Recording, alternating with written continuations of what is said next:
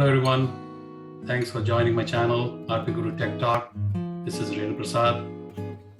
If you have not subscribed to my channel, please do subscribe to watch more fun videos and also get updated when new videos are uploaded in my channel.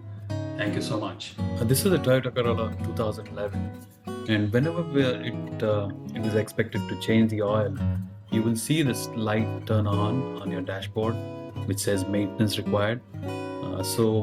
We did our own oil change, so even though we did the oil change, this light doesn't go away by itself, so we need to reset it. So let's look at how to reset it. So turn on the ignition, so it's going to the main odometer. So now press once and so it goes to trip A. Turn off your key and double check again, turn it on and double check again. Turn it off, hold the button to push the odometer button and hold it and turn on the key. You'll see the hyphen come up and then come zeros.